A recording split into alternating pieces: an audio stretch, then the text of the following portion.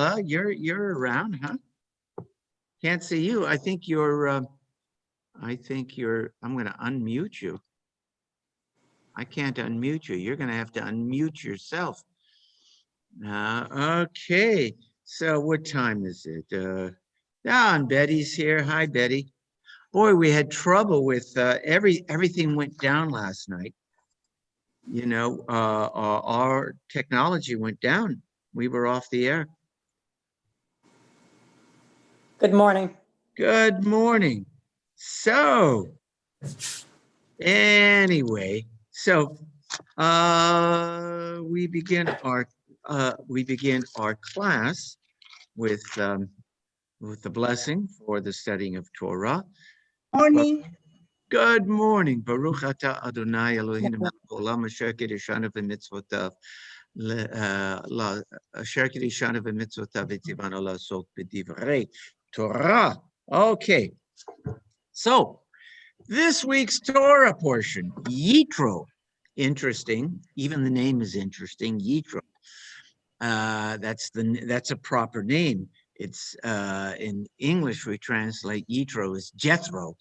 Yitro was the name of Moses' Midianite father-in-law, a non-Jew, which was interesting that we named a Torah portion after a non-Jew who was even the priest. He seems to have had some kind of religious position in the Midianite community, which had welcomed Moses into its midst when Moses escaped from Egypt following his confrontation with the taskmaster.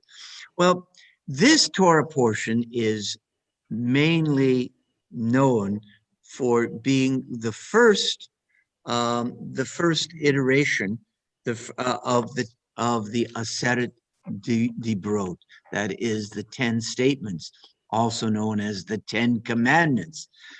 Interestingly, we don't, as a rule, in the traditional Jewish prayer book, the 10 Commandments do not make an appearance. They do in Christian hymnals and in Christian liturgy. The only time we read the 10 Commandments is when the 10 Commandments, or 10 statements, more correctly translated, appear during our Torah readings. Now, why is that? It's because Christians reduced the number of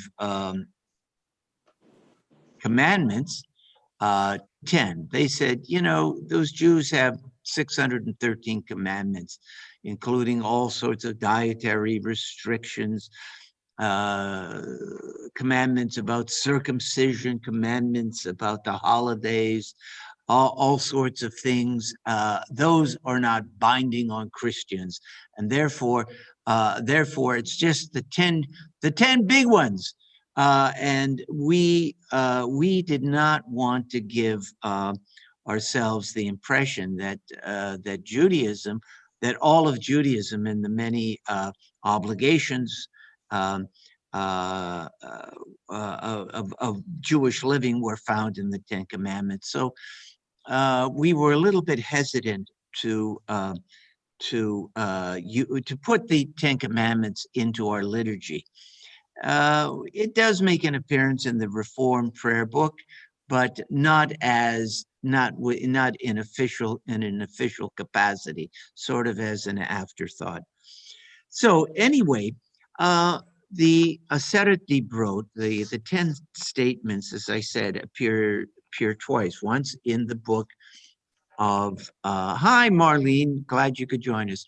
Once in the book of Exodus, in this Sedra, Yitro, and later on in the book of Deuteronomy in Sedra Ve'et Hanan. There are slight variations in these versions. They're not exactly the same. So, but what I want to talk to you about this morning is that with the giving of the 10 statements, the Aseret Dibrot at Sinai, what we have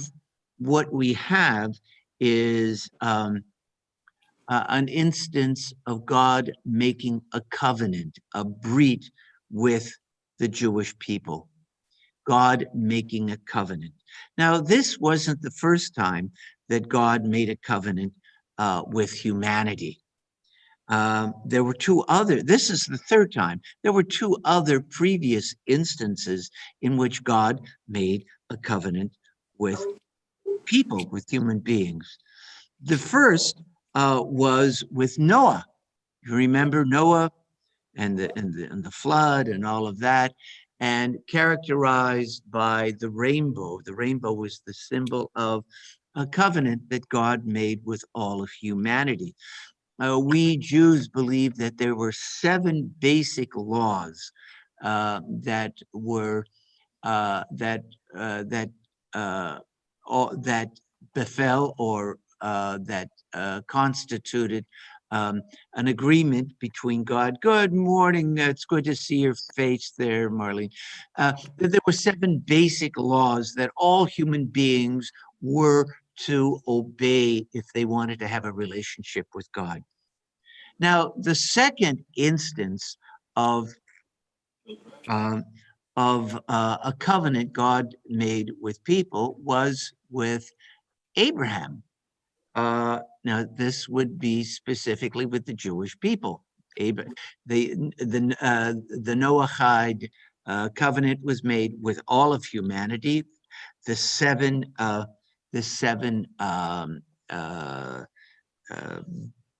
basic laws. Now, the covenant with Abraham was symbolized by Brit Milah, that is circumcision. That was a law, that was an additional law that befell or that was required by the Jewish people. Now, what was interesting with those 2 first instances of a covenant between God and people was that there was no assent of the human beings. God simply imposed these laws on people. Again, in the first case with all of humanity, in the second case with Abraham, just with the Jewish people. There was no consent. God didn't wait for people to agree. God spoke, and this is what was required of humanity. Now, this was the covenant that we see. Good morning, Barbara. Good morning. Good morning, Stanley. In the covenant between God and the Jewish people, as it is explained in this week's Torah portion, the giving of the 10 statements, the covenant was reciprocal. The people had to agree for it. Before they agreed to this covenant, this treaty, this agreement, this arrangement with God before the Torah was given, before the Aseret Dibrot were given, and after. There were in a couple of instances after the giving of the 10 statements, the people again agree to it. It's the difference between the first 2 covenants God makes and the third one God makes with the Israelite people is that God seems to want, in this case, to rule not by might, not by forcing on the people, but by assent. The God, now it's very interesting. This was the God who redeemed the Jewish people from slavery, made us a free people. And God was not going to treat the Jewish people as a subjugated slave people anymore. In other words, God seems to be saying to the Jewish people, you're a free people now. You're a free people now. You have sort of the right, you have the right to accept this invitation to have a covenant, to have a relationship with me or not. What God seems to want from the Jewish people here is that the Jewish people worship God freely of their own free will. There is a statement in the Talmud in Tractate Avodah Zarah, which is Avodah Zarah, it means idolatry. It's Ein HaKadosh Hu Ba Batironia Im Briotav. God does not act toward his creatures like a tyrant. Isn't that interesting? God does not, God seems, our understanding of God at least, seems to be that God has an understanding that you can't demand love. You can't demand we can't do that with each other, human being to human being. I can't say, love me, serve, if love can't be demanded, right? Maybe I could have some kind of control or power over you and make you do certain things, but I can't, but love, I can't make you love me. You can't demand that. You can't demand that. It has to be freely given. This is sort of Stanley will like this. This is a little bit, this is similar to American history. What did Thomas Jefferson say in the Declaration of Independence? He says, governments derive their just power by the consent of the governed. I'll read that again. And this is very much a Jewish idea, although I don't think Thomas Jefferson was thinking in Jewish terms when he wrote those words. But governments derive their just power by the consent of the governed. And God seems to be setting forth that principle when God says, takes us out of Egypt. He says, God did not impose the Torah while we were slaves, because that would not have been a true covenant. God says, first of all, I'm going to redeem you from slavery. You're going to now have your own volition. You're going to have free will. I'm presenting you with the Torah now. The Sinai covenant is conditioned on the agreement of the people. Now I know what some of you might be thinking. There is a midrash. There is a midrash that seems to fly in the face of this. There is a midrash, an Agadah, that God held the mountain over the people's head and said, accept it, accept this Torah, or this is going to be your burial place. This was the rabbis many centuries later. I don't know what,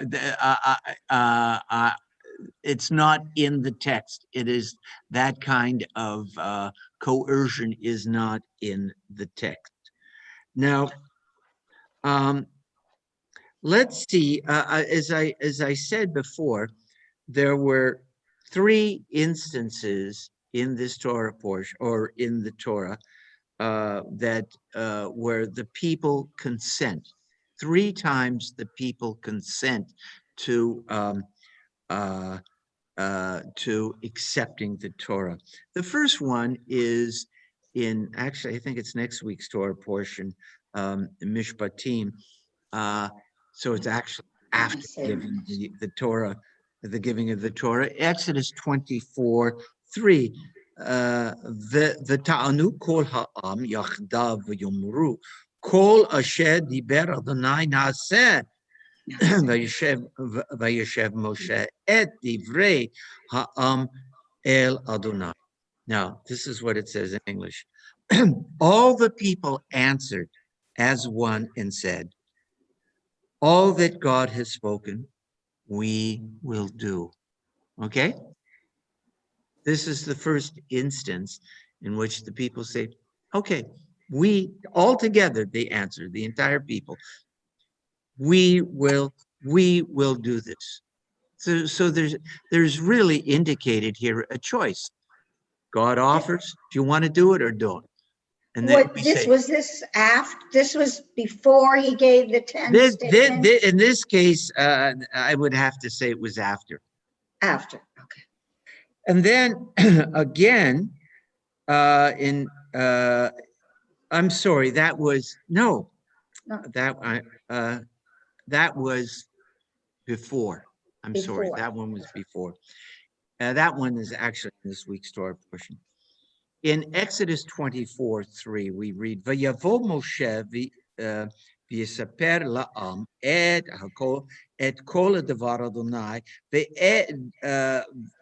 ve'et kol hamishpatim v'ya'an kol ha'am kol achad v'yomru kol dibar kol hadavarim asher diber Adonai na'aseh. So we read in next week's Torah portion, this would be after the fact, Moses came and told all the people of God's words and all the laws. So it mentions the laws here. The people responded and this is kol echad. The people responded with a single voice. We will do every word that God has spoken. So this is the second time. Again, it's consensual. It's reciprocal. We understand God has brought us out of Egypt to be free people. Now we are free to decide whether we want to proceed with this special covenant, and which would give us certain status, I guess, a certain unique relationship with God, or we can just be like every other people on earth. Now, the third instance, listen to this. V'yikach sefer habrit v'yikra ba'oznei ha'am v'yomru kol asher diber Adonai na'aseh v'nishma. He, that is Moses, took the book of the covenant and read it aloud to the people. And what did they say? And this is interesting for what it says and what it doesn't say. It says, Na'aseh v'nishma, we will do and we will hear.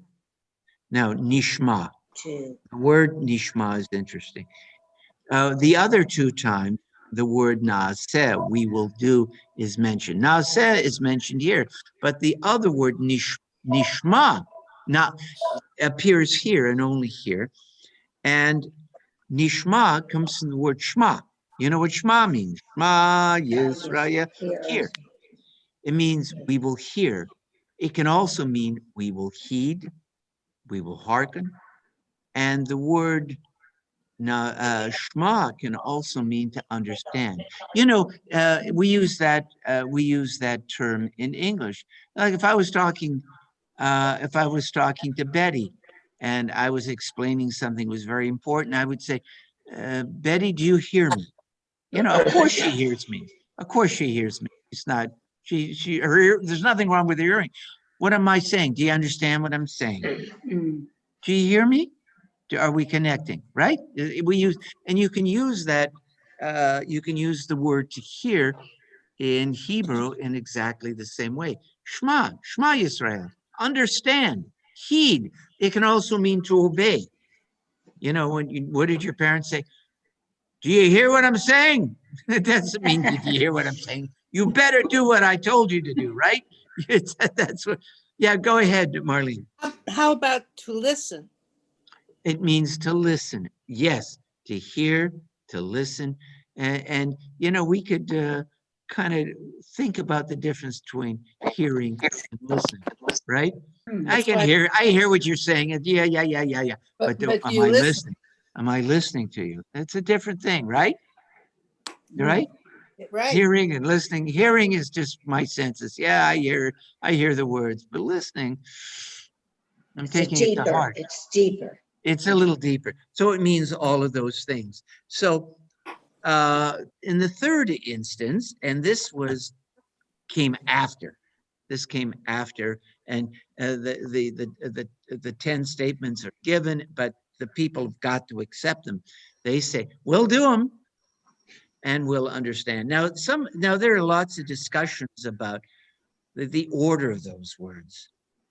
Na'aseh v'nishma. We'll do them and then we'll listen, or we will obey them, or we will understand them.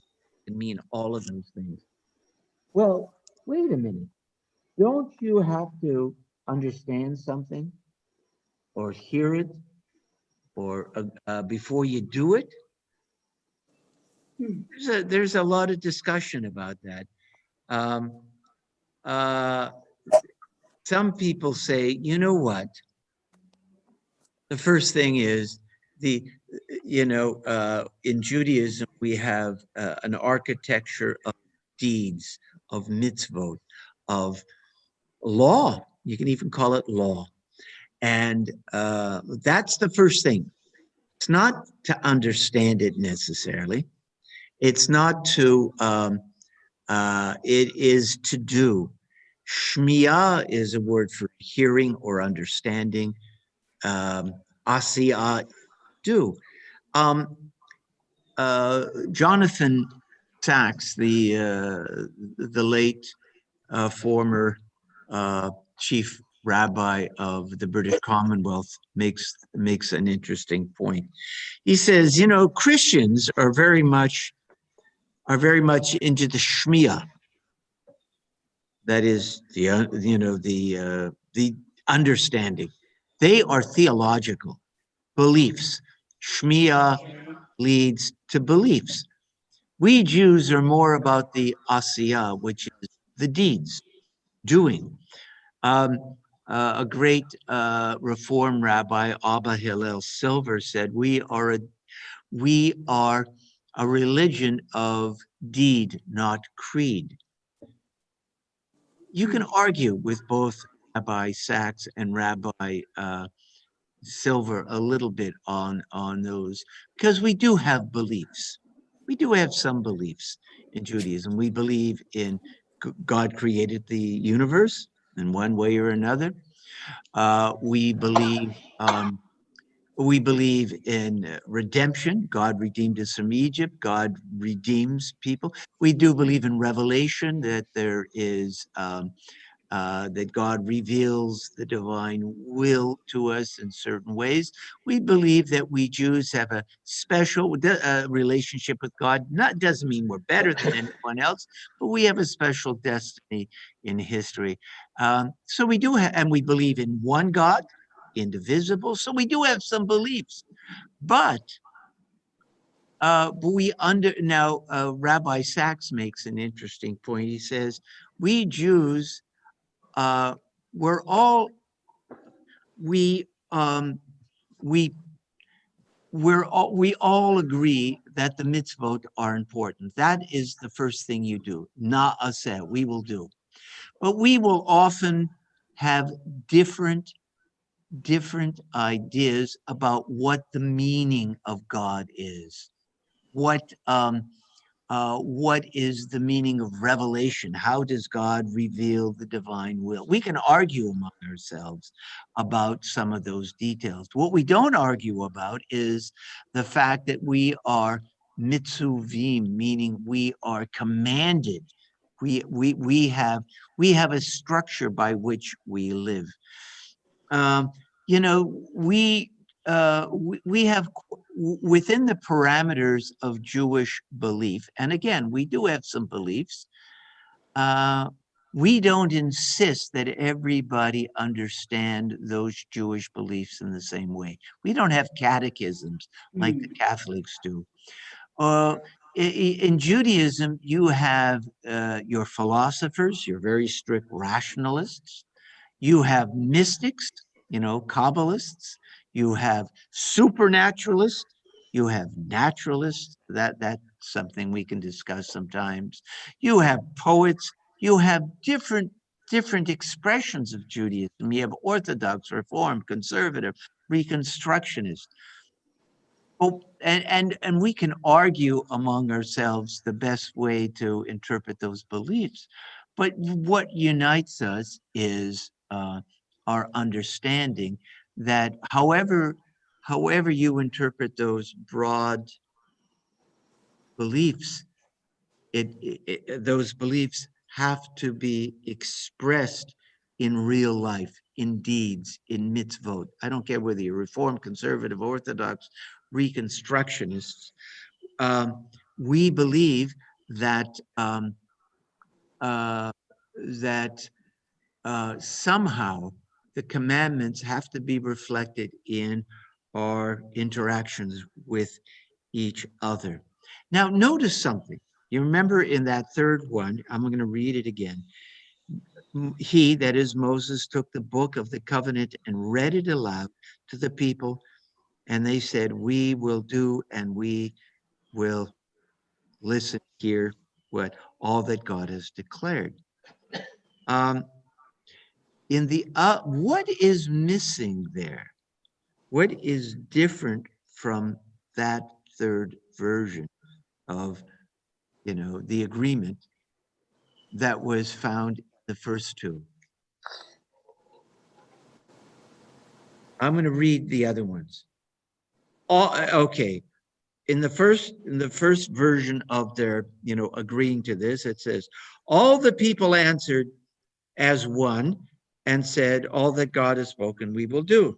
In the second one, it says, Moses came and told the people all of God's words and all of the laws, and the people responded in a single voice, we will do every word that God has spoken. Okay, there's a commonality in those two that you don't find in the third. It says in the third, it says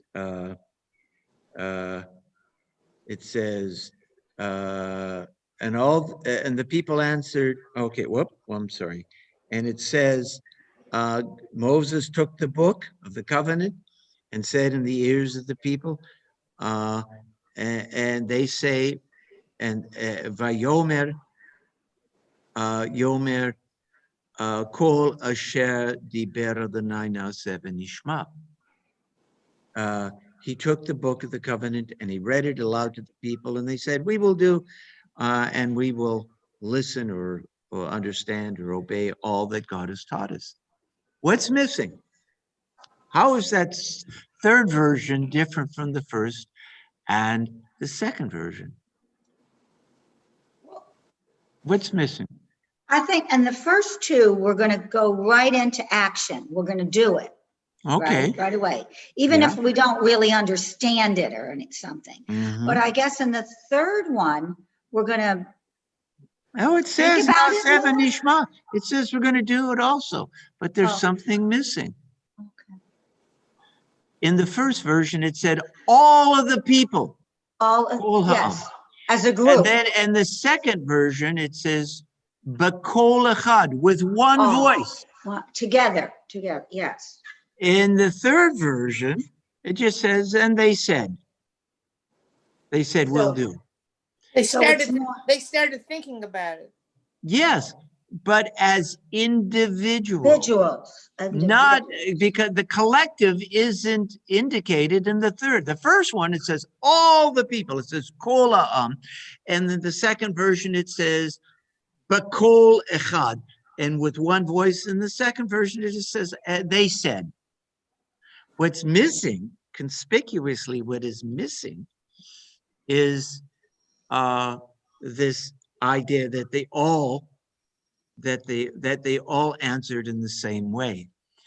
What the commonality of throughout this is that they're going to do it. What what is, that's the collective. What is singular, what is unique and individual in the third one is everybody's going to understand it in their own way. See what I'm, see what, isn't that interesting? Marlene? An analogy would be a union, joining a Okay. union. Okay, Everybody signs and I've never been part of a union, and I'm not promoting or degrading unions. yes, You probably were in a teachers union. I don't know about the rest of you, but everybody wants the job and they said, we'll sign. But then they go home and think about it. Is this job worth doing this and that?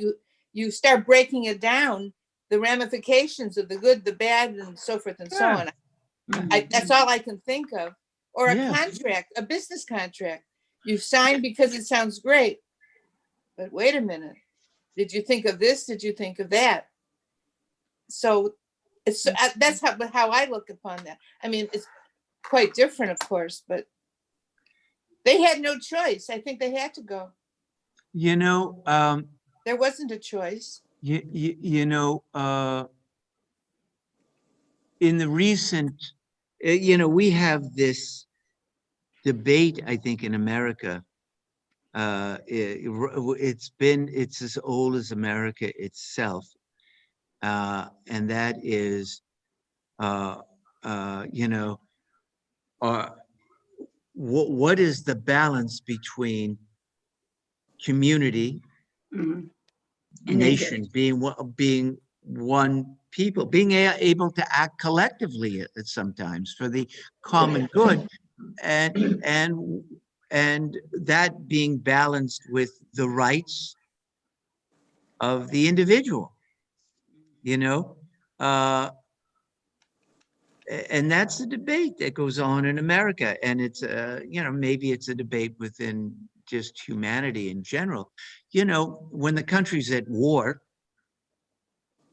we all have to give up a little bit of our freedom. If you're young enough, Stanley, you and I are past that age. You did your service, uh, uh, you give up a certain amount of freedom to drive a car. I got to pass a test. I got to keep the laws. I can't just get in my car. And, incidentally, my grandmother got her license in 1912. Oh. I remember she lived down here in Meadowbrook Apartments. You surely did. Her name was Ray Nattenson. I don't know if you knew it. My cousin Adeline lived with her, my spinster cousin. So I was talking to my Auntie Ray. She was really my grandmother figure, because I never knew my grandmother. My mother, she died when my grandmother died when my mother was only 8 years old. So my Auntie Ray, my great aunt, was as close to a grandmother that I had on my mother's side. So I said, they were in Saskatchewan. It was, farmland. So I said, Auntie Ray, you had to be one of the first women in Canada to have a license. She said, license, schmeisens. We just drove. That's right. They didn't even bother with licenses. It was on the farm. Who cared? She learned to drive. So, but nowadays you want a license. Hey, you got to show that you can. There are rules. You can't drive as quickly as you want on Park Road. Sorry, you can't do that. You either speed limit. There's all sorts of. You give up a certain freedom. There are those, in the gun debate.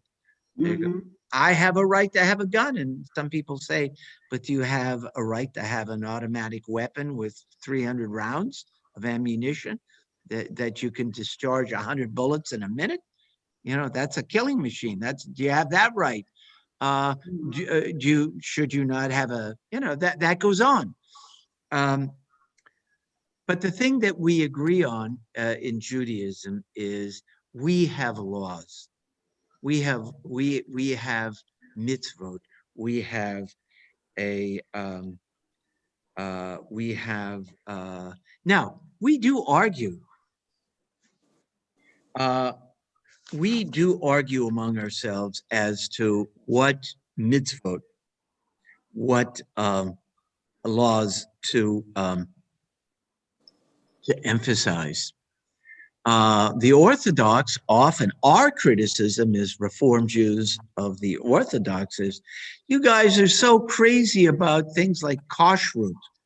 You know, you worry about, you know, about the hechsher, whether it's, you know, I have this rabbi say it's kosher, but I don't accept that rabbi's, you know, that mashgiach thing.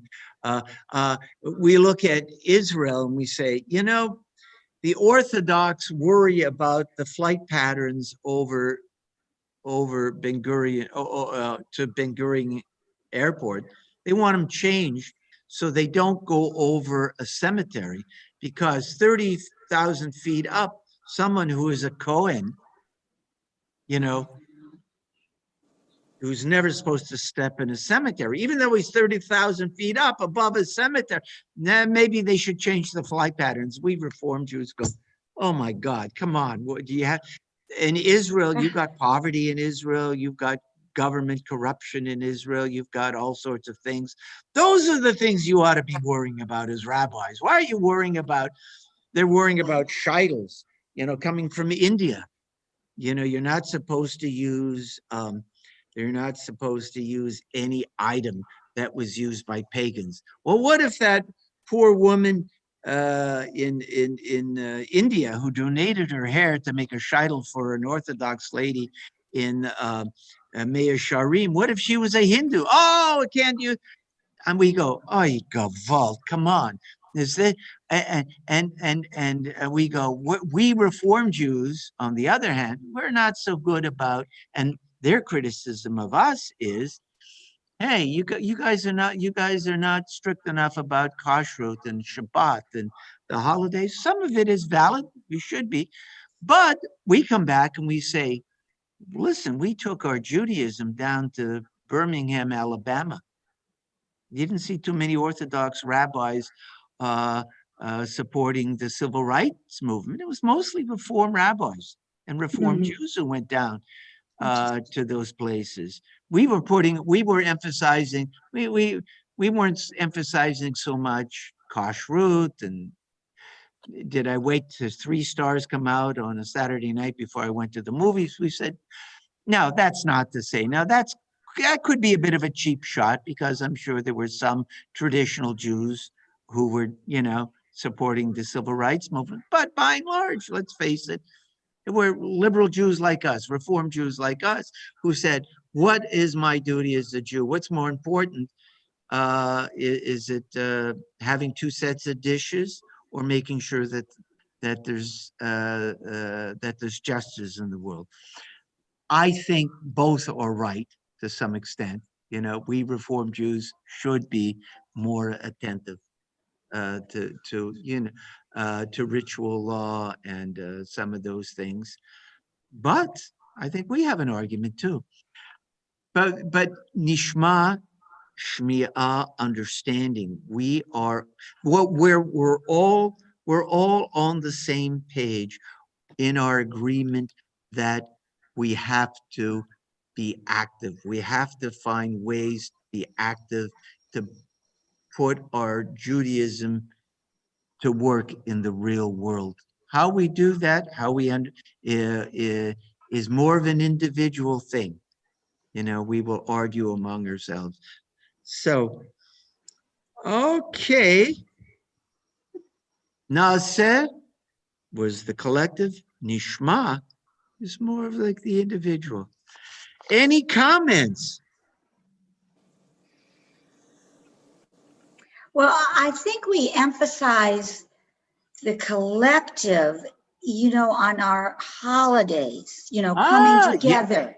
You know, we kind of, we want to, you know, be in that community for whatever, Rosh Hashanah, Passover. We consider it important that we're all together. You know, we don't, you know, on Shabbat, I want to say it's fine if we're home with our immediate household, you know, whoever we live with, or a very good friend, you know what I mean? But we want to come together more in mass on Interesting. certain holidays. Yeah, we Reformed Jews become much more collective, much more Yes, nonsense collective. on the holidays. You're absolutely right. You know, a Jew who doesn't keep Shabbat so much, they will move heaven and earth to be in the shul on Yom Kippur. Yes, Here, yes. you know, that's very typical among Reformed Jews. Yeah, yeah. Good point. Good point, Barbara. Yeah. Well. Yeah, Stanley, let's hear what you have to say. The Orthodox Jews make a simus out of a law. They take the law and they make a whole simus out of it. Yeah. And you have to obey by the whole simus, not by the law what it says. You mean the fence around the law? Yeah, they, Yeah. they, personally, I try to take away the simus and just go by the law. Just go by the law. And it seems to work better than making a whole simus out of the thing, like the kashrus. It's spelled out. You're supposed to not do this, not do this, not do that. Well, they make it. They broaden it. They make it a whole simus out of the whole thing. And I think that's the difference between Orthodox and Reformed. We stick to the law better. Not making a big simus out of it. Well, Stanley, you know, oh, I can't hear you. You're kind of. Maybe I'll move over. As I said, the Orthodox make a big simus out of it. Well, but let me tell you something. What it is, they'll broaden it out, and you have to obey the whole thing, not the core of the law. And yet, I would say sometimes the simus is a good thing. You put the raisins in and the carrots. But I happen to like that. simus. What can I tell you? But God did not A little say honey, and you put a little, make a you big put a little simus out of cinnamon in it, and it tastes pretty good. Now, let me tell you. I was going to give a sermon last night. I'll give it maybe next week, since the internet went down last night. We were off the air, but I did talk about. I was going to be in praise of the simus when it came to business ethics. Let me give you an example. Here's some simus that's good. I'm just playing devil's advocate. I totally agree with you, Stanley, about certain, the way that, where they make the simus, but simus making can be a good thing. And the Torah simply says, keep honest weights. You know, your scales, weights in business, okay? So here's a simus that the rabbi said, and I think it's a pretty good simus. The rabbi said, well, what does it mean to have honest weights? They required that Jewish merchants clean their weights in scales once a week. That's a Jewish law, you know? You got a delicatessen and you're slicing the meat, you know, that corned beef and that crummy, where you're, according to Jewish law, you're supposed to clean it very carefully every week. Why? Why? Because, you know, there can be a little residue on it, on your weight. There can be a little residue. So all week I'm cutting meat and a little piece of steak, blah, blah, blah, blah. And so, and I put it on my scales. Thank you, Nick. And so next week a customer comes, that the scale is weighed down a little bit, and they're not getting an honest weight. How about some germs? So to me, that's a good simus, isn't it? It's like saying, okay, I'm trying to be as honest and ethical as I can in business. The rabbis are saying it's a simple law in the Torah, but we want to add something to it. Go ahead, Marlene. I wanted to add, how about germs? It's nice to clean it every day, not once a week. Well, they didn't know about germs. But I want to, if I Yeah. could give you my feelings. I've had many, many discussions with people who believe nothing, people who are Orthodox, ultra-Orthodox, conservative. I was raised conservative reform. And I can get very angry at some of the Orthodox things because to me, they don't make very much sense. But my answer to every discussion, aren't we lucky we live in a country we can do and practice whatever we please, as long as we don't harm anybody by doing it. We can talk about, this is a big discussion, this Orthodox, ultra-Orthodox. The ultra-Orthodox in Israel are doing bad things, in my opinion, by not going with the health rules. They're gathering by the thousands. Well, that doesn't even make sense. Yeah. But they live in a free country as well. Yeah. So we have to, in other words, I'm trying to say, I don't argue anymore. I just listen. And I'm grateful. I have an opinion, but it's people sometimes say he's a good Jew. He keeps kosher. He does this, he does that. That doesn't make you a good Jew. A good Jew is how you treat your fellow man, how you handle your situation. A good Jew is a person of generosity. Yeah. You can't use that anymore. I, in my opinion, that's not a barometer. See, like when it comes to kashrut, for example, you know, I am not of the mind of some of the early Reform rabbis who said it's just not important. I think it is important. I think it is important. Dietary laws are important to the extent that they teach you something. They're supposed to teach you something. When you get so involved in, you know, a fork, you know, there is law. I remember studying laws about, you know, if you have metals that, what do you call it when you put metal against, you build up metal? Alloys? No, you know, you have a knife, but the handle might have 2 or 3 layers. Tarnish. Not tarnish. You know, when you there's you know, when you have more than one piece of metal on top of each other, you know, to make the handle. Okay. Okay. There's a whole simus, as Stanley would call, whether you can kosher it, because maybe microscopically something can go in and I go, I don't care. But I think it's good to keep some of the dietary laws. If they teach me that eating is a spiritual matter, if it teaches me to treat the earth kindly and animals that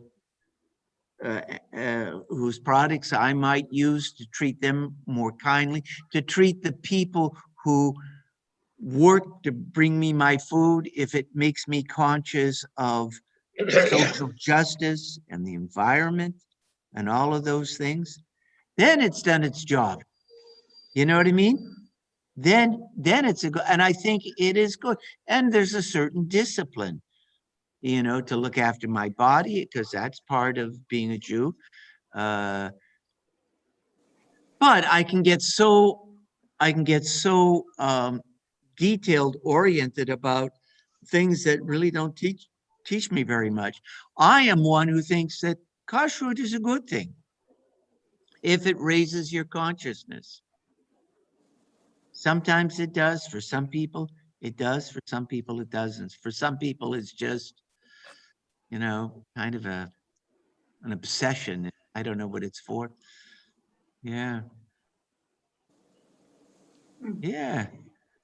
So, you ever hear the lady who was sitting with the rabbi at a dais and a big convention, and she said, "Rabbi, I keep 2 sets of dishes." And the rabbi knew that she ate all sorts of things she shouldn't outside. And she says, I keep 2 sets of dishes. And the rabbi turns to her and says, well, in that case, your dishes will go to heaven. Yeah. I thought that's a great answer. And so what, so that, it's a good thing. It's a nice thing. You keep Jewish tradition. It's a wonderful thing to do. But does that necessarily make you a good person? I don't know. Your dishes go to heaven. Yeah.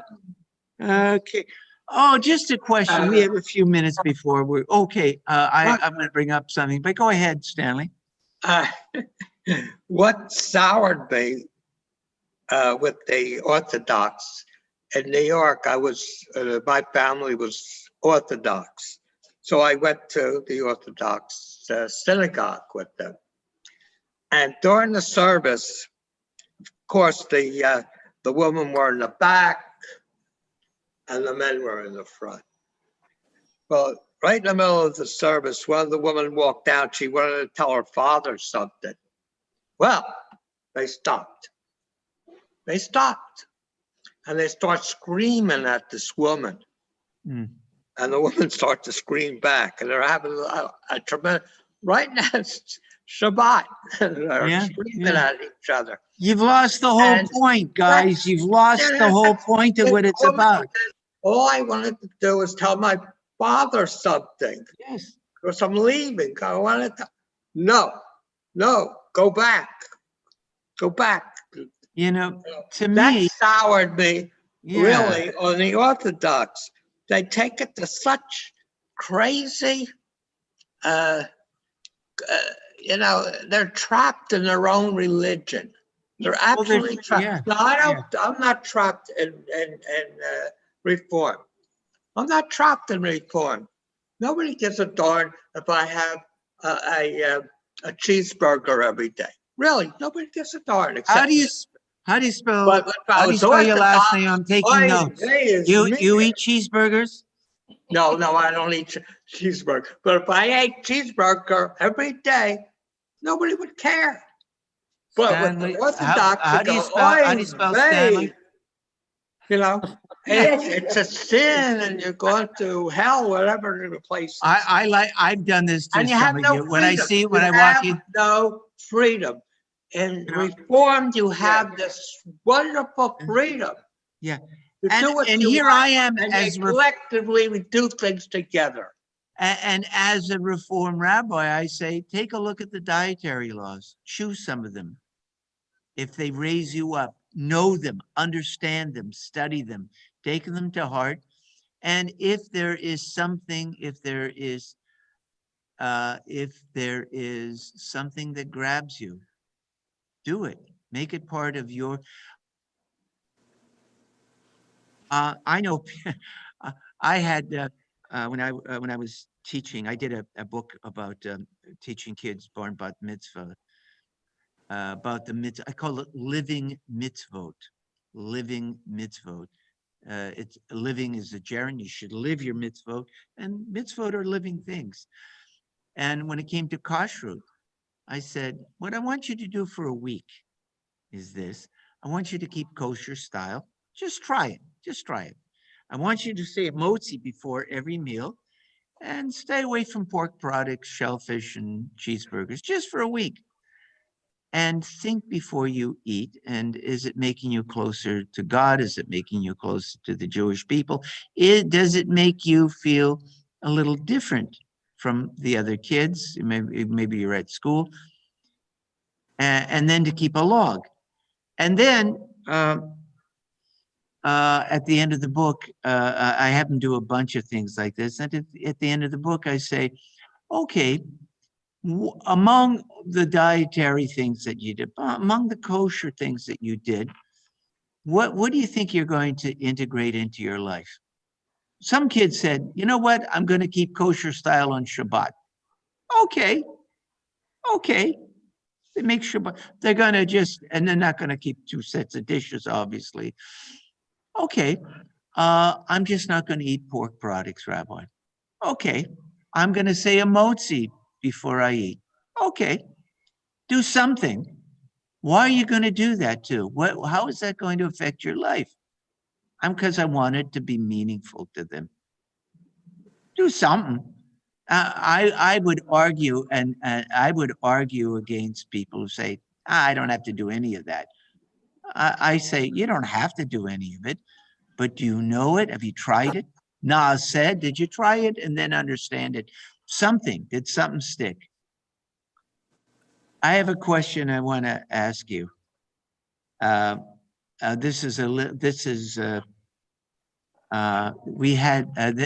something that's going to be a subject of an upcoming sermon about the manipulations of the stock market. Any thoughts about it? You know, you heard about the Robin Hood thing that happened with GameStop shares last week. Yeah. And how the little guys stuck it to the big guys with a short squeeze. Every few months I have to look up what selling short means, you know. Now, I'm sure Ursula probably knows what selling short is. I have to look it up. And what's a short squeeze? It's the opposite of shorting a stock. It's way beyond me. I don't do that stuff because I don't trade my own stocks. But, you know, I buy mutuals, you know, and put in my pension fund. But manipulation of the stock market. You know, Judaism talks about it. There are some guidelines to whether that is acceptable or not. I'm gonna tell you one story. You're gonna hear it in an upcoming sermon, okay? And then we're gonna daven. There's a Talmudic story about the merchants in a small town in Babylonia. And there was a famine and a great scarcity of grains, okay? And naturally, in a market, the market works this way. If there's scarcity and the demand is great, the price goes up. You know, that's market forces. The supply and demand, there's a formula, supply and demand dictates a price. So things are getting bad and the merchants kept raising the price of bread, and the merchants knew something that the people didn't know, that their customers didn't know. And it was this. There was a ship on its way. It was within days of arriving to the town. The ship was laden with all sorts of grain. And once it would arrive, the price, because the supply would be raised, the prices would come down, right? I mean, that's market.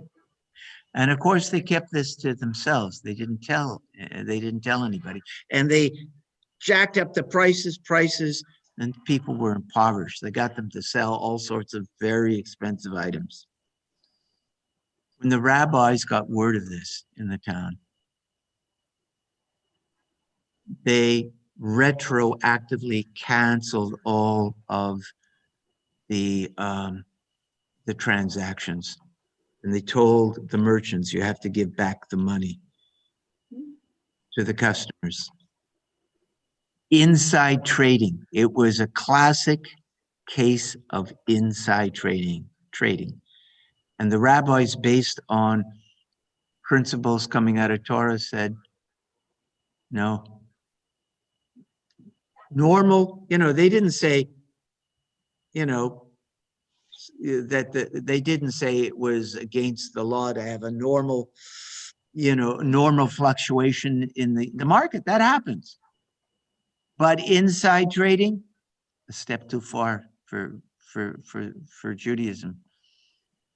You know, so guess what? Sometimes the tzimmus, if it's directed in the right way, can be a good thing. Ursula. You know, there's a gamble. That's a gamble. But the thing is, if you do things with malicious. Yes. That's coming to you. So one way or another, that's what I can say about this. Yeah. Because Yeah. there is a natural law that is above the money. Yes. Yes. Markets naturally work. If you manipulate a market, though, it's not, that's not acceptable in our religion. And you might say, what does this have to do with God and the covenant between the Jewish people and God? It has everything to do. It has everything to do with our relationship with God. God says, bring me into the marketplace. Bring me into your relationships. Here is a structure, an architecture of how to live with each other. It's not just how you believe in me. God, that's good. But in Judaism, it's about taking, if you look, I looked at this kashrut. There are about 20 laws given in the Torah about kashrut, about what you eat and what you shouldn't, just 20 laws. There are more than 120 laws regulating business dealings. Think about that. Yeah, it's important. Yeah, you should think about the dietary laws. More importantly, this is God saying, more importantly is when you are in business, are you honest? Are you legal? Are you ethical? Do you pull the wool over people's eyes? Do you not disclose something that should be disclosed in a transaction? There's a story about, and then I'm gonna finish with this, and now we're gonna daven. There's a story about a man by the name, a great scholar, one of the early rabbinic scholars, Shimon ben Shetach. He was his students loved him, and he was getting to be pretty old, and he didn't have a lot of money. He had to walk wherever he went. They said, the rabbi shouldn't have to walk. Let's buy him a horse, and a nice saddle. It's like nowadays, maybe the rabbi's impoverished, you buy him a car, even a used car, why should he walk around? Come on, so they go to an Arab and they talk about it. It's specified, an Ishmaelite, an Arab. They find it and they buy a horse with a nice saddle and a saddlebag. And they bring it to Ben Shetach. Ben Shetach, I'm sure, was very grateful. Thank you so much, students, for thinking of me. So he's looking at the saddle, and there's a saddlebag, sometimes saddle, and he reaches in, and there is a jewel. We're not told whether it's a diamond, a pearl, a ruby. We don't know, but he finds a jewel in it. Apparently, the Arab didn't know it was in there, or put it in there and forgot it.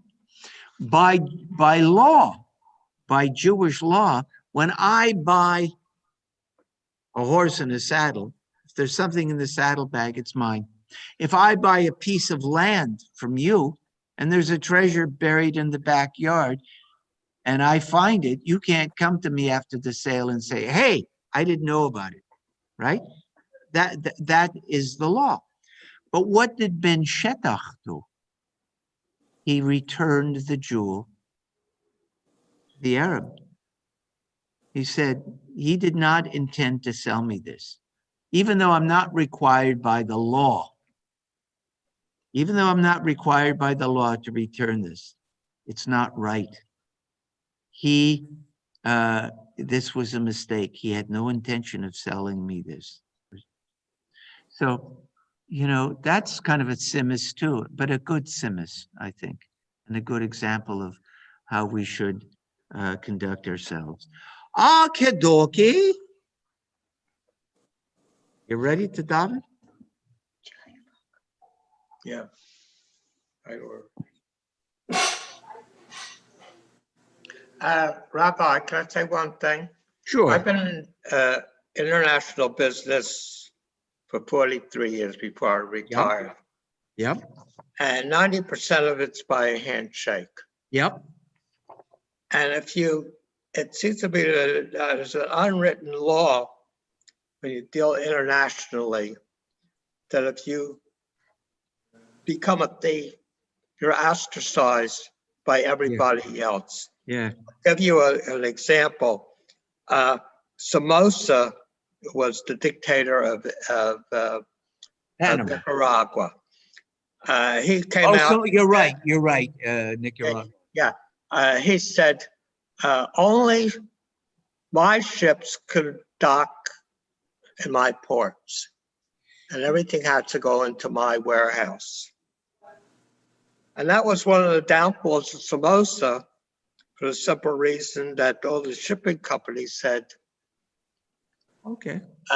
bad words to him, and they wouldn't go into Nicaragua. So if you in an international, you band together. When things get pretty bad, you band together. And when my partner died, he was 39 years old in an automobile accident. He made all the arrangements by handshake with the agents in these and the islands and Venezuela. Mm-hmm. And we had no idea what the agreements were. But the people that he made the agreements with stepped forward and said, this is what Tony said, and we're sticking with it. It seems that in international law and international dealings, there's more honesty than there is dishonesty. And when there is dishonesty, the people that deal with international band together and try to rectify it. I believe that I stayed in international for 43 years. I think if you want to stay in business for the long run, you can make a quick profit by stealing. But if you want to be in business for the long run, not just tomorrow, next week, but next year, the year after, I think you're better off being honest. Because, you know, if you steal, you can make money stealing very quickly. But yeah, I think you're right. I think you get that reputation, and who's going to want to do business with you? Baruch atah Adonai Eloheinu melech haolam asher kiddushanu b'mitzvotav v'hitatef b'tzitzit. Ma tovu ohalecha Yaakov mishkenotecha Yisrael. Ma tovu ohalecha Yaakov mishkenotecha Yisrael. Page 193. Let's see, who's got her book? Oh, Betty's got her book there. Page 193. Would you read from the top of the page there, Betty?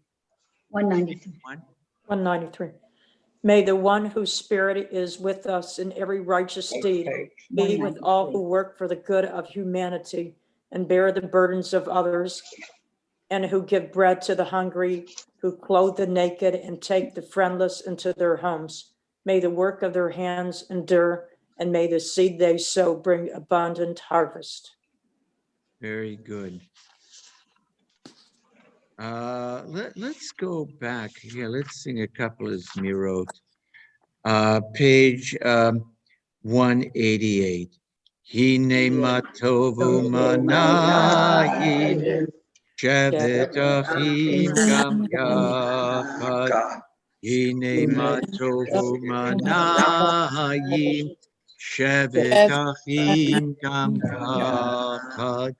Hine matov שבת אחים גם יחד, הנה מה טוב, שבת אחים גם יחד. כל הנשמה תל הליה, כל הנשמה תל הליה, כל הנשמה תל הליה, כל הנשמה תל הליה. Okay, and now we go to page, let's see. Let's go to page 197. Barbara, would you read there? Yes, this 197. My soul came to me pure, drawn from the reservoir of the holy. All the time it remains within me. I am thankful for its thirst for compassion and justice. Let my eyes behold the beauty of all creatures. Let my hands know the privilege of righteous deeds. Baruch atah Adonai, asher bivadot nefesh kol hai v'ruach kol basar ish. Amen. Amen. Page 198. Baruch atah Adonai Eloheinu melech olam asher natan lesech vivina lachachim ben yom uben laila. Baruch atah Adonai Eloheinu melech olam asher pokech ivrim. Baruch atah Adonai Eloheinu melech olam oted Yisrael. Baruch atah Adonai Eloheinu melech olam zokef kefufim. Baruch atah Adonai Eloheinu melech olam roka haaretz al hamayim. Baruch atah Adonai Eloheinu melech olam hamechim metzadei gavet. Baruch atah Adonai Eloheinu melech olam malbish arunim. Baruch atah Adonai Eloheinu melech olam hanoten la'ayef koach. Baruch atah Adonai Eloheinu melech olam hama'avir sheina me'inai utnuma mi'afapar. Baruch atah Adonai Eloheinu melech olam sha'asani b'tzelem Elohim. Baruch atah Adonai Eloheinu melech olam sha'asani ben fori. Baruch atah Adonai Eloheinu melech olam sha'asani Yisrael. Baruch atah Adonai Eloheinu melech olam ozer Yisrael b'gvura. Baruch atah Adonai Eloheinu melech olam oter Yisrael b'tifara. Okay, we continue on page 212. Baruch sha'amar v'haya ha'olam. Baruch hu, Baruch hu. Baruch sha'amar v'haya ha'olam. Baruch hu, Baruch, Baruch Oseh Bereshit, Baruch Omer Ve'oseh, Baruch Ozer Umekayem, Baruch Merach Al Haaretz. Baruch sha'amar v'haya ha'olam. Baruch hu, Baruch hu, Baruch atah Adonai melech mechalal b'tishbachu. I just want to give a shout out to some people watching our service on Facebook. Phyllis and Sherry and and Marlene Pinsker and Stuart and Alan, they're watching. And we don't know who's watching on our live streaming, but I'm sure there are others. So actually, we have more than 1 million. It's good. I know that. Okay, that's good. We just can't. I look out here, I'm the only one, you know, this empty plate. That won't be forever. Okay, the Oshrey. Should we try and do the whole Oshrey? Okay. Are you ready? Are you up for it, Yes. Marlene? No, I'd like to do the short one. You like to do the show? Okay, well. You're the rabbi. You're the rabbi. Okay, let you can hum. Okay. It's page 215. Ashrei Yoshvei Beitecha, Od Yahalu Chatzela, Ashrei Am Shekach Lo, Ashrei Am Adonai Elohav, Hilala David, Arami Mecha Elohai HaMelech, Avarecha Shimcha Leolam Va'ed, Kol Yom Avarecha, Yachalal Shimcha Leolam Va'ed, Gadol Adonai Mechalal Me'od, Uglato Ein Cheket, Dor Dor Shabach Maasecha, Ugevaratecha Yagidu, Hadar Kavod Hohodecha, Divrei Miklotecha Asicha, Ve'uzuz Naratecha Yomeru, Ugalatcha Asa Prena, Zecherav Tuvcha Yahabiu, Vetzikatcha Yeraninu, Chanun Varuchum Adonai, Erech Apayim Ugedal Chased, Tova Adonai Lekol, Varachamav Al Kol Ma'asav, Yeducha Adonai Kol Ma'asecha, V'chasidecha Yeruchucha, Kevod Malchutcha Yohomeru, Givratcha Yedaberu, Hudeh Lifnei Hadam Givratav, Ukvod Hadar Malchuto, Malchutcha Malchut Kol Olamim, Shaltacha B'chol Dor V'Dor, Tomech Adonai B'chol Hanoflim, V'zokef L'chol Hakfufim, Einei Chol Alecha Yesabiru, V'yata Noten Lechem Et HaChalav V'ito, Potech Et Yadecha, Umasbich L'chol Chai Ratzon, Sadik Adonai B'chol Derachav, Chasid B'chol Ma'asav, Karov Adonai L'chol Korav, L'chol Asher Yikrohu Ba'amet, Ratzon Yerav Yaseh, Et Shavatam Yishma V'Yoshiem, Shomer Adonai Et Kol Ohavav, Et Kol HaRashayim Yashmid, Hilat Adonai Yedaber Bi, V'Yivarech V'Sashem Kudsho Olam Va'ed, Anachnu Nevarech Ya, Me'ata V'Yad Olam. Hallelujah. Hello, David. David just joined us on Facebook. Page 218. Hallelujah. Hallelujah. Hallelujah. Hallelujah. Hallelujah. Hallelujah. Uso. Hallelujah. Igburatav. Hallelujah. Kudlo. Hallelujah.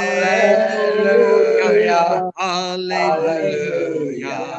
Hallelujah. Hallelujah. Hallelujah. Never vesinos. Hallelujah. Tofu machol. Hallelujah. Benuni beugab. Hallelujah. Benini beugab. Hallelujah.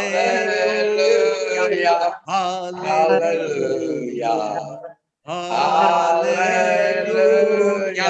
Hallelujah. Hallelujah. Tzatzelei Shema. Hallelujah. Tzatzelei Truma. Kol hanshama tela haleya. Kol hanshama tela haleya. Hallelujah. Hallelujah. Hallelujah. Hallelujah. Page 222. שוכנת מרו, וקדוש שמו, וברנינו צדיקים באדוני, לישרים נאווה תהילה, בפי ישרים תתהלה, ודברי צדיקים תתברך, לשון חסידים תתרומם, ובכרם קדושים תתקדש, ומקלות רביבות, רביבות, רביבות, עמך בית ישראל.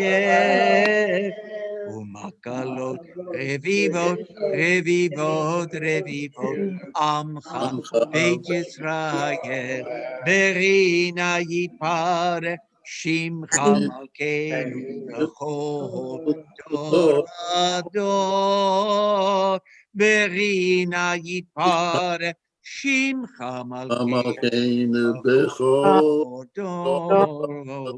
ישתבח שמך לעד מלכנו, אל המלך הגדול הקדוש בשמיים ובארץ. כי לך נאה אדוני אלוהינו ואלוהי אבותינו ואמותינו, שיר שבח, הלל וזמרה, עוז הממשלה, נצח גדולה, גברה, תהילה, תפארת, קדושה, מלכות, ברכות, והודעות מעתה ועד עולם. ברוך אתה אדוני, מלך גדול ותשבעות, אל ההודעות, אדון הנפלאות, הבוחר בשירי זמרה, מלך אל חיי העולמים.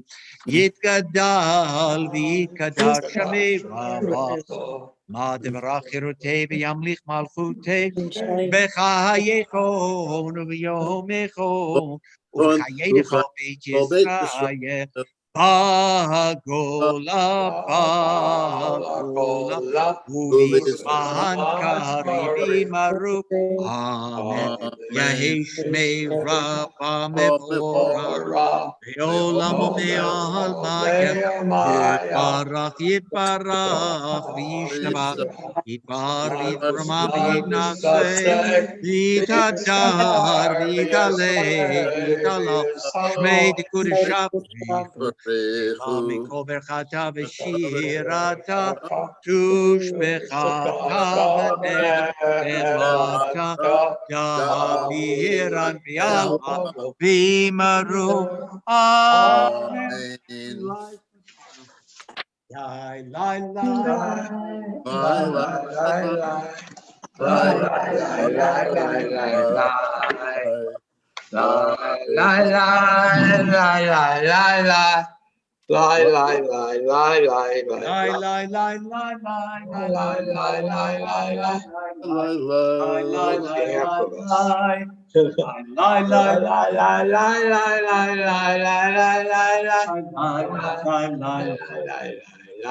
עריכו את אדוני, עריכו את אדוני,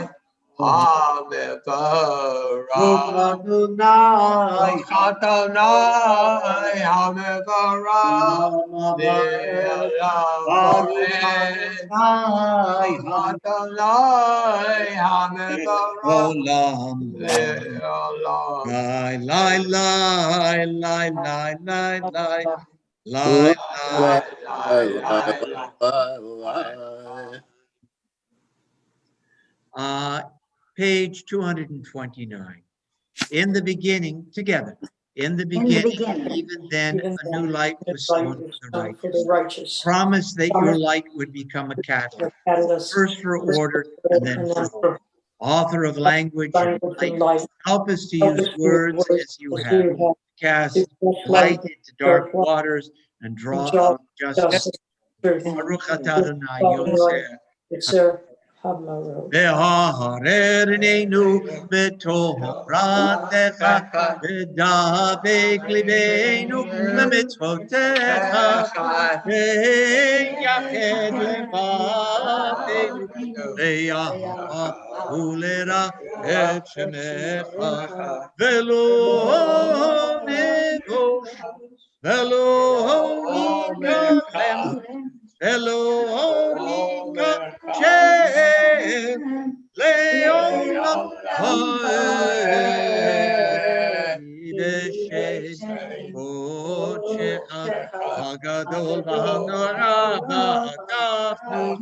Nagila v'nizmecha, Nagila v'nizmecha v'shuatecha, Kata Adonai, Boker b'amo Yisrael, v'yahava. Shema Yisrael, Adonai Eloheinu, Adonai Echad, Baruch Shem Kavod, Malchuto, Leolam. Ve'ahavta et Adonai Elohecha, bechol levavcha, ubechol nafshecha, ubechol meotecha, ve'hayu hadvarim ha'el, asher anochi mitzavacha, hayom alevavecha, v'shinantam levanecha, v'dibarta bam, v'shivtecha b'beitecha, ובלכתך בדרך, ושוכבך ובקומך, וקשרתם לאות על ידיך, והיו לטוטפות בית עיניך, וכתבתם על מזוזות ביתך, וישרך. למען תזכרו ועשיתם את כל מצוותיי, והייתם קדושים לאלוהיכם. אני אדוני אלוהיכם, אשר הוצאתי אתכם מארץ מצרים, להיות לכם אלוהים. אני אדוני אלוהיכם. Amen. And just a shout out and a Shabbat Shalom to Jill Lee, who just joined us. She's watching us and wishes us a Shabbat Shalom. You know, even if, the nice thing about doing it at home, even if you walk away, you got the prayers coming into your household and you got community. You invited your Temple Bethel family into your home. Okay. Mi chamocha, 240. Mi chamocha, chamocha, neidar v'kodesh.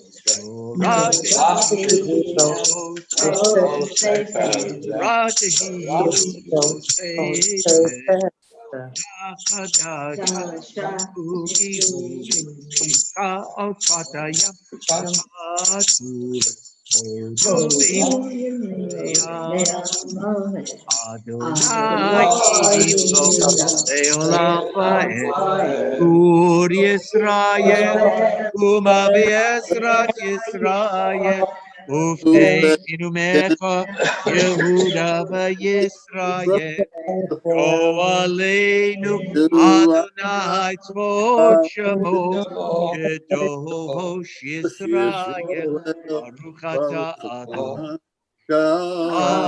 Yisrael. Can we rise for the tefillah?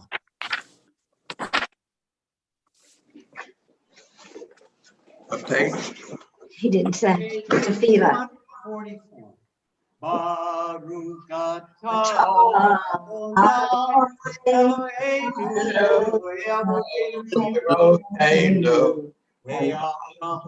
Elohei Yitzchak, Elohei Yaakov, Sarah, Elohei Rivka, Elohei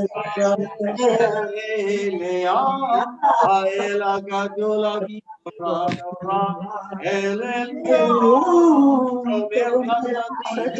Tovim Hakol, V'zoker Chatzei Avot Ima'ot, Umegidu ala lifneihem, Ba'al Shemo B'Yah, Melech Tzedek Umagen, Baruch Atah Adonai, Magen Avraham, Yezrat Sarah, Hagibor L'Adonai, Mata Rav LaHoshia, Ashiva Ruach, Umari Hashem, Mekalkel Chayim, Berachamim, Domevno Liknero Umatira, Umikayeh,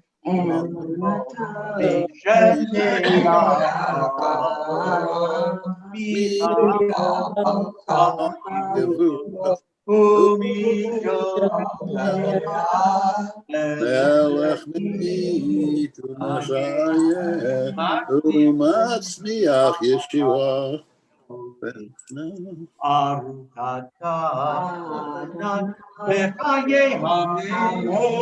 Page 240.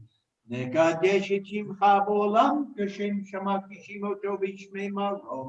Takatu Val Yad Yekava Karanse El Zevi Amar. Adosh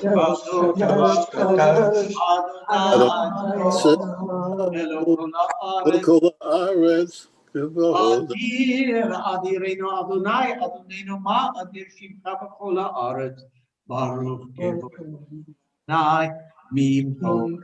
Echad Hu Eloheinu Hu Avinu Hu Malkeinu Hu Moshinu Hu Yashminu Baracham Afeini Kol Chai Ani Adonai Elohim. Yimloch Adonai Elohim Elohai Yitzchak Dor Vador Hallelujah. Dor Vador Ledor Vador Nagishar Ula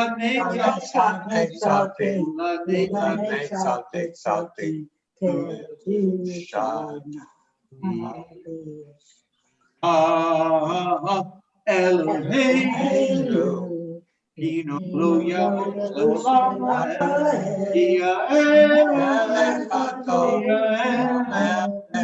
Kadosh Doshata Ledor Vador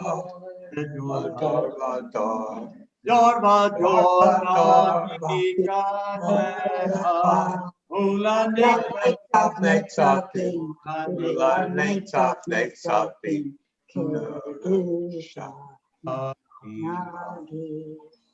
Nai Hael Al-Kadosh. Mechu v'malkutecha Shomrei Shomrei Oneg Shabbat Yismechu v'malkutecha Shomrei Shabbat Oneg Shabbat Mekadeshe Shevi Shabbat Kulam Yispu Veyitangu Mituvecha Shabbat Yismechu Shomrei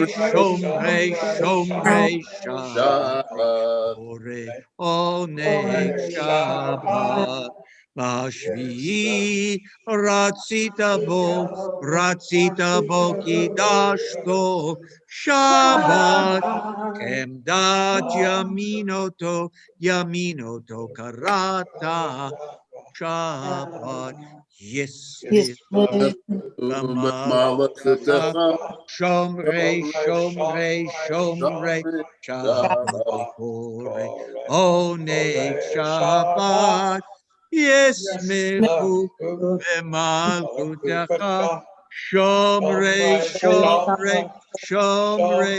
Shabbat Oneg Shabbat.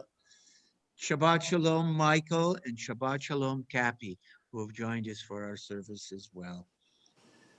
Now we continue. With our prayer of thanksgiving on page 256. Modim Anachnu Lach. We acknowledge with thanks that you are Adonai, our God, and the God of our ancestors forever. You are the rock of our lives and the shield of our salvation in every generation. Let us thank you and praise you for our lives which are in your hand, for our souls which are in your care, for your miracles that we experience every day, and for your wondrous deeds and favors at every time of day, evening, morning, and noon. O good one whose mercies never end, O compassionate one whose kindness never fails, we forever put our hope in you. For all these things, O sovereign, let your name be forever praised and blessed. O God, a redeemer and helper, let all who live affirm you and praise your name in truth. Blessed are you, Adonai. Your name is goodness. You are worthy of thanksgiving. Baruch atah Adonai. Adonai lehodot.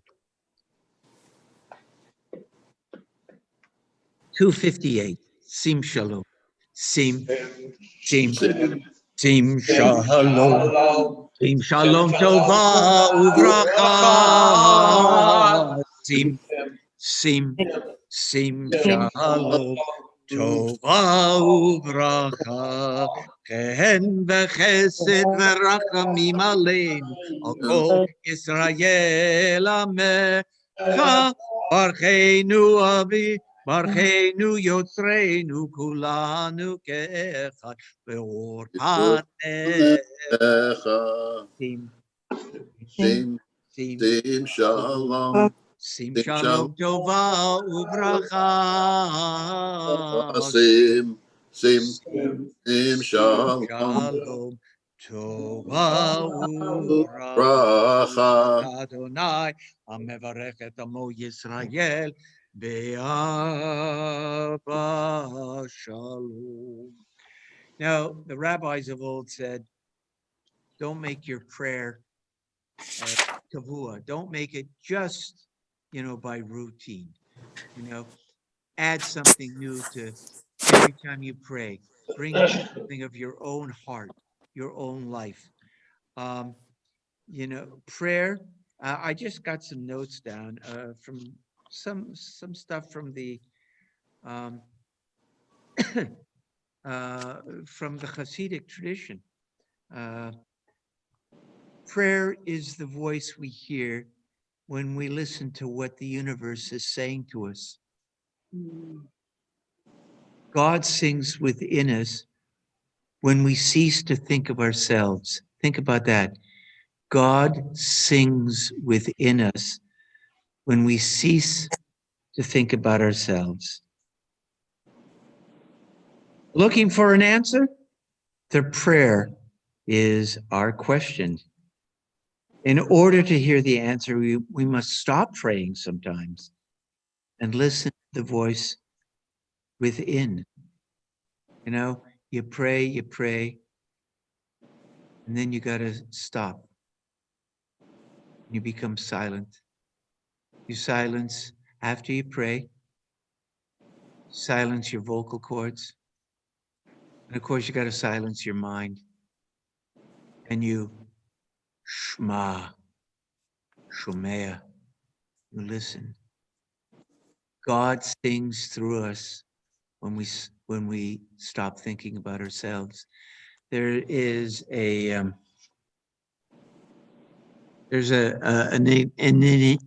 enigmatic phrase in the Psalms. I love it. Ani tefilati.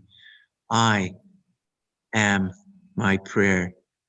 When you stop, you pray, you bring all of the schmutz, all of the concerns and the issues you have, and you pour them out to God and pray from a deep place.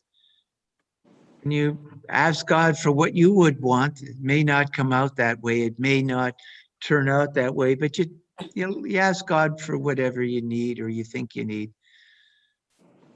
And then you quiet yourself. You listen. You let God sing through you. So for the next moment or two, close your eyes and daven. Pray for whatever is on your mind, whatever your deepest concerns are. Share them with God.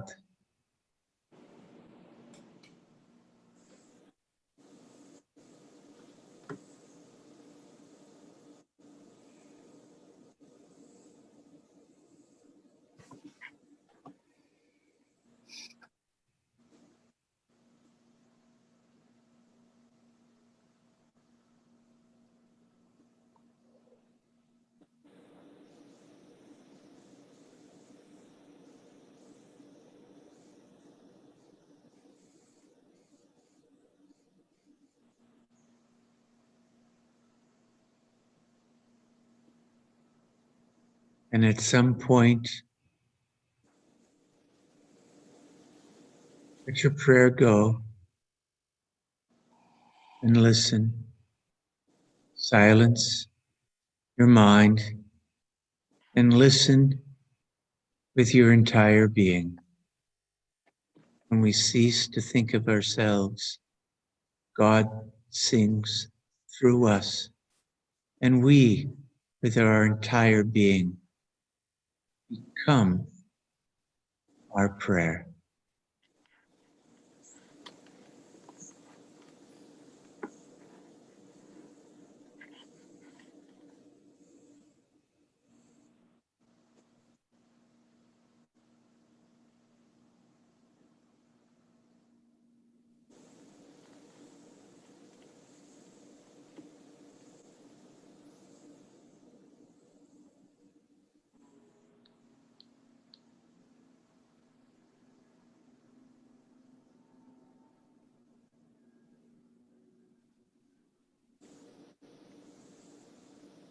Take a deep breath and release it.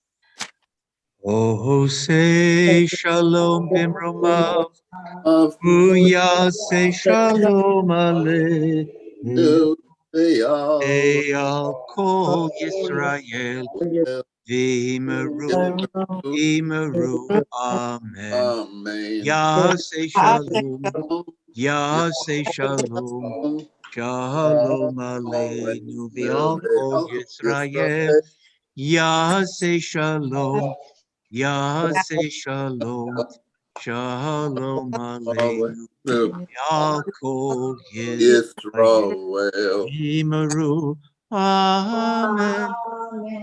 You know, in Sunday school, in Hebrew school, they teach you lots of prayers. It's good. It's good to know those prayers. But what my teachers failed to teach me is how to pray.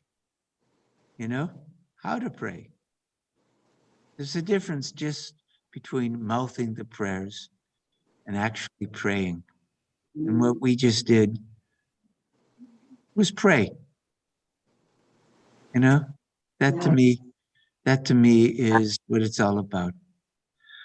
Okay, we rise for the Aleinu, page 586.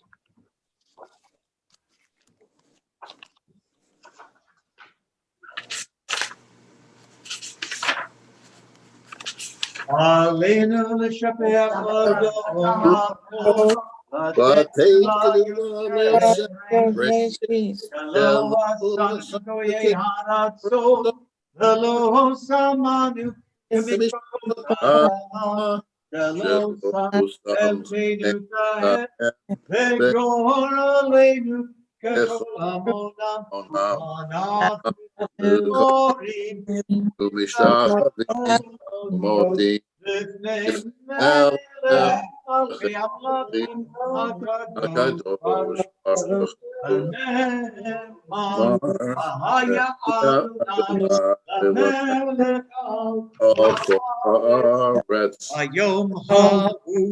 Bayom hahu yeh Adonai echad ushamo echad. The Mourner's Kaddish, 598. Yitgadal v'yitgadal shmei Rab. Eyamad v'rachti rodei v'yamad. Achaychon v'yomechon v'chayei b'chol Beit Yisrael. Agalal v'yizman karim. Yehei shmei Rabba mevarach le'olam u'le'me'elamai. Yitbarach v'yishtabach v'yar v'yitrumam v'yitnaseh. V'yitadar v'yitalei v'yitalal shmei t'kutsha v'yitrumam. Kalam in kol berchatam v'shirat.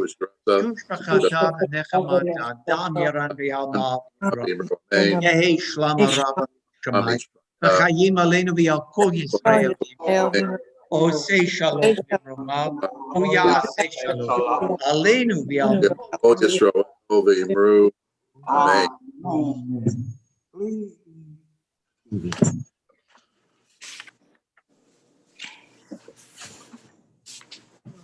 Boy.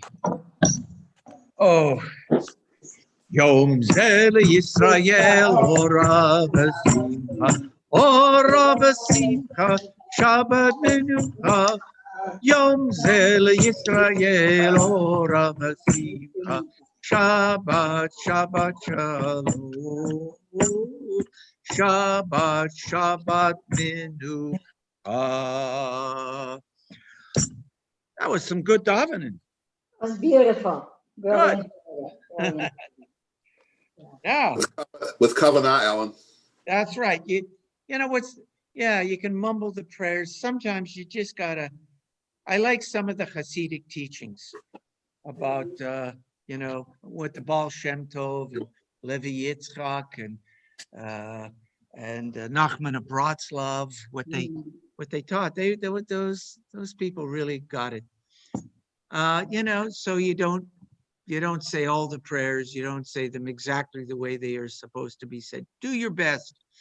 And they often, the Hasidic masters often quoted the Talmud. It goes, Rachmana ba'e liba, which means God, what God desires is the heart. The merciful one, what the merciful one wants is the heart. Rachmana liba ba'eh. It's Aramaic. Means what God really wants your heart. That's what it's about. We were talking about it a little bit in our Torah portion, our Torah study, that the covenant, as it was laid out in Exodus, was consensual. You had to consent to it. God didn't force. God said, take it or leave it. I give you this opportunity to have a relationship. And it's out of love. Even God can't demand love, but God wants to be loved. I guess we all want to be loved, huh? Kind of interesting to think that God would need us, but there is this sense in our tradition that God needs us, right? God wants to be interesting. Okay, do you have your favorite libation? What do you have, Marlene? Do you have your Baileys? No, back to water.